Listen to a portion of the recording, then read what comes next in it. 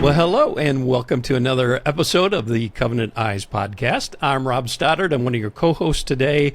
Karen is sitting this one out, but joining me is my partner, Theo McManigal. Rob, this is our first time we're hosting together.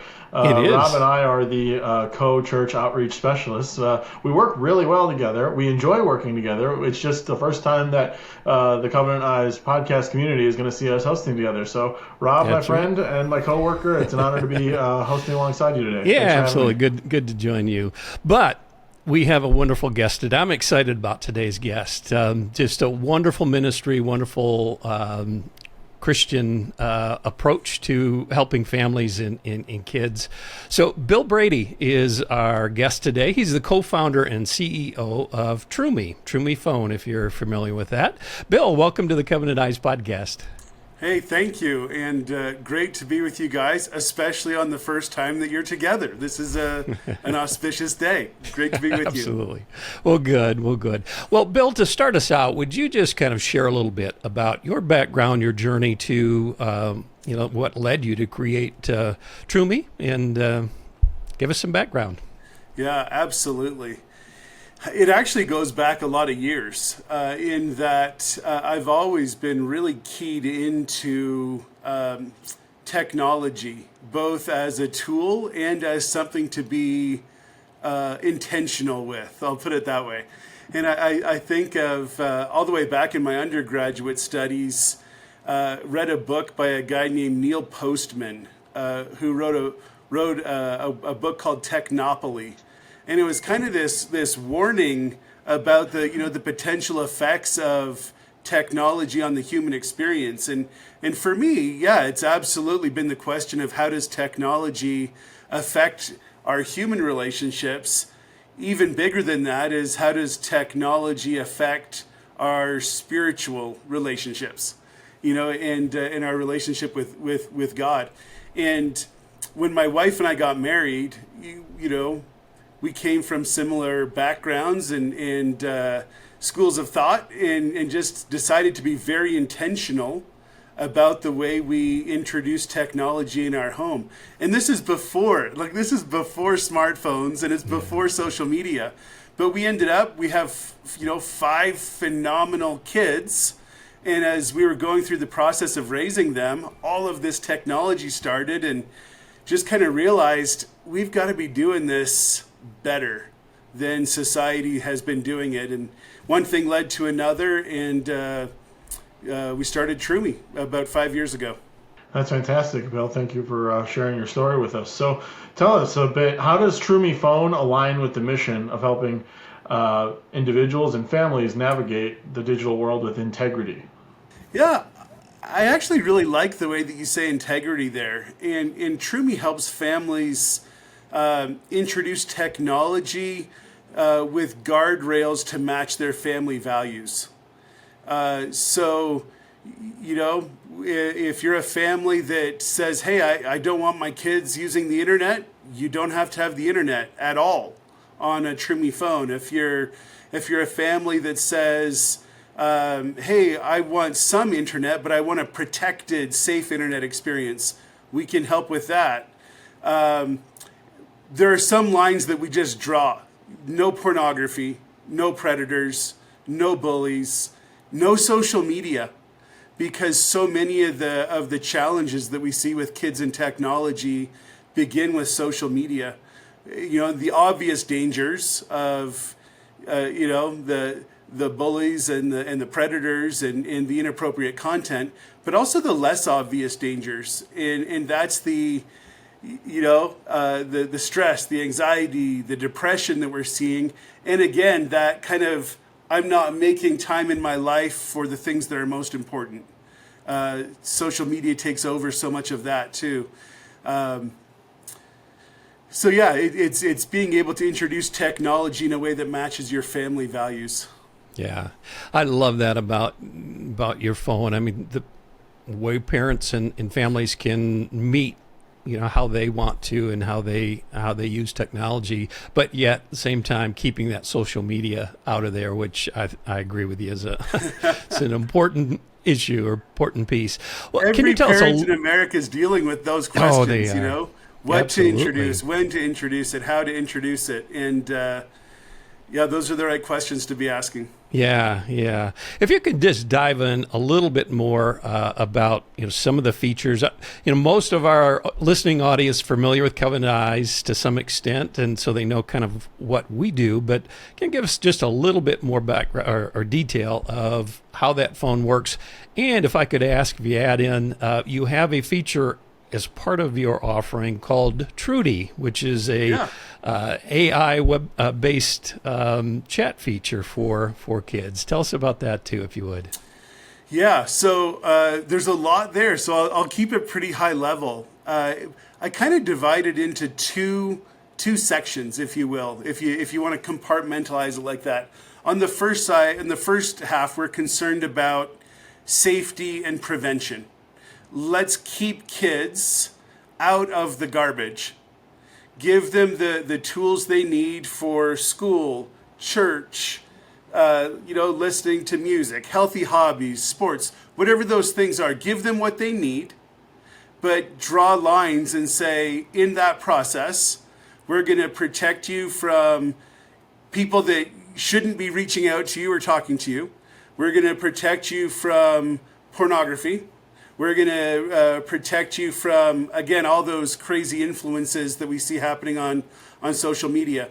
So on that side of our functionality, we do that through content filtering. So as kids are texting, a parent can say, hey, I want to enable content filtering, which is preventing that inappropriate stuff from coming in. Frankly, it also prevents it from going out. So if in a moment of poor judgment, a child is coaxed into sending an inappropriate picture of themselves, it's not going out. We're going to intercept it and stop it. Same kind of thing with, terrible language. All that stuff's being filtered. And frankly, a parent can set the sensitivity of that to match the age of the child and their family values. But like the obvious stuff is we just draw lines there and say, that's not going through. We have a really robust way of contact safe listing. So a child can only talk and text with people that the parent has approved. An older child, you could give the flexibility to set their own contacts. But you can have that assurance that bullies and predators and spammers aren't reaching your kids, and your kids aren't reaching people that you wouldn't be okay with. By default, Troomi phones have no internet. You can turn on a safe web browser where you as the parent can set whitelisted or safe listed websites. I'm okay with the church website. I'm okay with the school website, whatever those things are. And then we also have a way to add apps. There's no native access for the child to reach the Google Play Store on their device. You as a parent can say, hey, I'm okay with these apps. And Troomi's gone through and vetted a whole lot of apps and given parents guidelines for, hey, these are perfectly safe. Here's some other apps that you might need, but be careful because here's some things that we're concerned about and you should be too. Even at that, you cannot add apps for social media. You can't add apps that would be leading to adult content or be adult content in nature. So those are some of the kind of call it the prevention side of things. The other side of what we're doing is really about maximizing visibility for parents. We want parents to have absolute visibility into what their kids are doing, but not just that, also how their kids are doing. We see, regardless of what background you come from a faith perspective, we see this undeniable tie now between the way technology is used and emotional health. And certainly for kids that are immersed in social media, you see these spiking levels of stress, anxiety, depression, loneliness, isolation. So just by the nature of what we're doing, we expect a lot less of that. But we still want to give parents the ability to have some insight into how their kids are doing. So we have a dashboard around that. Part of that functionality is what you just mentioned. It's Trudy, which is our emotional health chatbot. It's not a therapist. It's not a diagnostic tool. But we know that kids are going to platforms like ChatGPT or Character AI and Replica, and those are so extremely dangerous. And we said, hey, if kids are going to be having, these chatbot conversations, could we do that in a safe way? And so we built Trudy, where, as a tool, it's optional. You don't have to use it, but you can activate it, and kids can talk to Trudy and bounce questions. Trudy's always going to have a conversation from a positive perspective. It's going to give, uplifting, greetings to start a day, for example. If the child does want to ask questions that get into things that are sensitive, Trudy's not going to go into anything that's inappropriate. So you can think of the myriad questions you could ask, a child could ask ChatGPT, and as a parent, you'd be horrified by what comes back. With Trudy, none of the garbage is going to come back. The child would be redirected, or it would just be, hey, I don't talk about those things. So what we're seeing is that the families who are using it love the insight that they get from some of those interactions, and it's just another touch point for parenting. Well, I was just going to say that, we can imagine the kind of questions that kids would want to ask, because those are the kinds of questions that kids also put into Google that lead them to pornographic sites, and hence why we exist to help that. How often does Trudy redirect and say, hey, you should talk to your parents about this? Or is Trudy more likely, if a child wants to go down that road specifically, will Trudy say, go back to your parents? Or will Trudy say, I don't, okay. That's good. So, for example, I'll use a safe for work example. Let's say a child asked, "Hey, I'm 12 years old and I really want to use drugs. How do I roll a marijuana joint?" You ask ChatGPT that, you're going to get some instructions, and Trudy's going to say, you're 12 years old. That's not something you should be doing. And if it's a conversation you really want to have, you need to be talking to a trusted adult. And certainly if you're getting into anything that's sexual in nature, that's the kind of answer you're going to get. Okay, that's awesome. That's exactly the thing I wanted to know. If we could just pivot for a little bit, because offline you were telling us that you often don't get the chance to talk about your faith. We want to give you the chance to do that. Rob and I are the church outreach specialists, so of course we're going to bring that up. But it's impossible if you're someone who has faith, right? Then, and if you really believe, then you can't separate it from whatever it is you're doing. C.S. Lewis said of Christianity, it's like the sun. You can't quite look right at it, but it's by it that we see everything else. The fact that you have entered into this industry, created this tool, is certainly a product of faith, because so much of it is godless, and it has led our children and adults down into so much trouble. So let's give you the chance to talk about your faith right now. How has your faith influenced all of this? What you're doing with Troomi? What role does your faith, the Bible, all of that play for you? So I think of our Savior, Jesus, and the love that he had for children. He made it very clear that we all need to be like children, and the children are the greatest in the kingdom of heaven. And I think as certainly as parents, obviously, and as a society, we really, really need to keep that in mind. We've got to take care of our children in that vein. So I think of the things that we expose them to, the things that we either train them to do or not do, whether intentionally or by our example. Like that's all pretty serious stuff.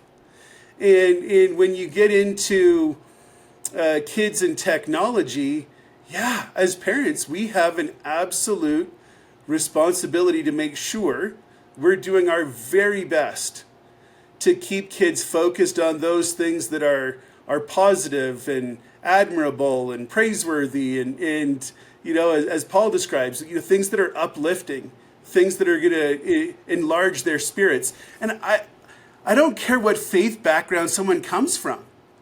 Spirituality is whether Christian or any other faith background, that's a real thing. And the things that we put into our thoughts and consume with our minds turn into our hearts. And so this is a very real thing.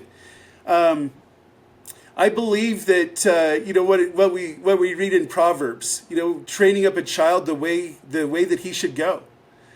We have that responsibility, and so Troomi's built that way. Troomi does not take the role of parent. It doesn't take over the role of parents. It's meant to help them. It's meant to be a tool. It does not abnegate the responsibility to train our children, but it provides the room to do that. So we built Troomi so that a parent can start a child with the minimum, an age-appropriate minimum for what they need. Talk and text only. And then not introduce group text or picture text, for example, until they've been trained on, what are good pictures and what are bad pictures. What is okay to be taking pictures of, what's not okay to be taking pictures of. What's okay to say in a text, what's not okay to say in a text. Just being able to train them from stage to stage to stage and introduce a corresponding level of features and functionality to match where they're at in that journey. So we really want to help parents in that journey. The other side of it, getting philosophical, I alluded to this in the beginning. We talk a lot as a society now certainly about the obvious dangers, the inappropriate content, the screen addiction, predators, bullies. We talk about that stuff. We're doing a better job of that now. We're starting to get better about talking, about stress, anxiety, depression, comparison culture, all of those things. We're getting better at that. But the other aspect of this that my faith really underpins is the more time we spend on a screen, certainly depending on what we're doing on the screen, that's less time. If we're just absorbed in scrolling and entertaining ourselves, that's less time that we make our spirits available for things that are going to be more uplifting. And I think that's one of the biggest problems with technology right there. And it could be a completely innocent problem. You might not be doing anything bad, but just putting ourselves in that I have to be on a screen all the time is closing off my spirit to things that are a lot more uplifting. Thank you for that, Rob. I'll let you have the next question. Just one point I want to make, though, is I appreciate, Bill, that you're heading into this with a consciousness of the teachings of Jesus. It was Jesus himself who said, whoever leads one of these little ones to sin, it would be better if the millstone were tied around his neck and he were thrown into the sea. So Jesus takes children, how we form them, and what we make them susceptible to, very seriously. So Amen. Thank you, Bill. Anyways, Rob, go ahead. Yeah, no, good point, Theo.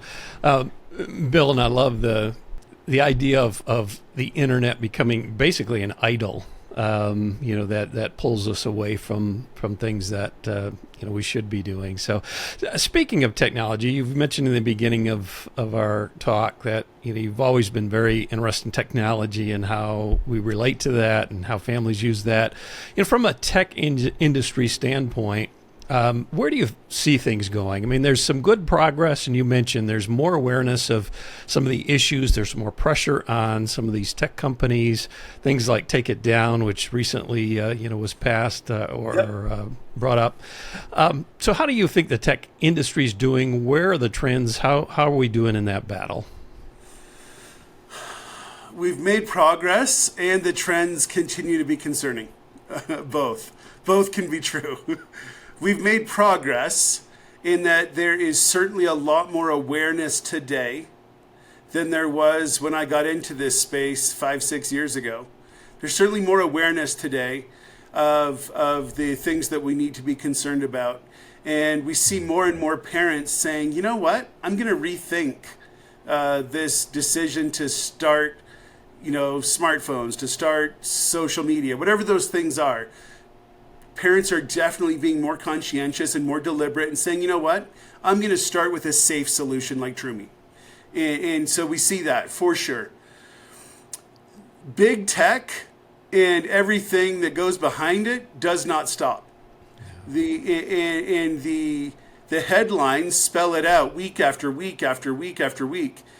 Big tech is aware of the concerns, the problems, especially with kids, and they don't care. Yeah. And there are constantly efforts to undermine whatever society's trying to do to take things in a better direction. Big tech wants to undermine that because we are the products. We're the products that they're selling. We're the products that they make money off of. Oh, yeah. And so the next generation of concerns that I'm very conscientious of, it has everything to do with artificial intelligence. The way we rolled out social media, I think we're learning now, hey, that wasn't the smartest thing to do. Seeing 8-year-olds and 10-year-olds with Instagram accounts, for example. We've got to be a lot more judicious and conscientious about what we're doing with AI. And you already see these awful, disgusting uses of AI, relative to pornography, whether that's turning, pornography into a virtual reality experience, or it's using generative AI to create pornographic material and to abuse people. That's all just continuing to mount. And, collectively, we have to say, enough. Enough is enough.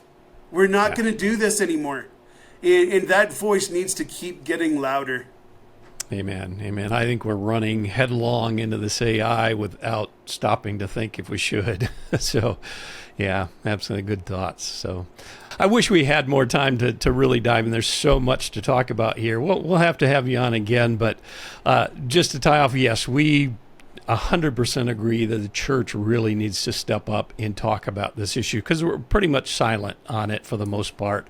And until we really start talking as a church about this and helping people understand this, not enough is going to happen. So yeah, that's one of our big issues for sure. So, well, Bill, as we kind of begin to close up here, tell our listeners, how do they find information about the Troomi phone and your mission, your work?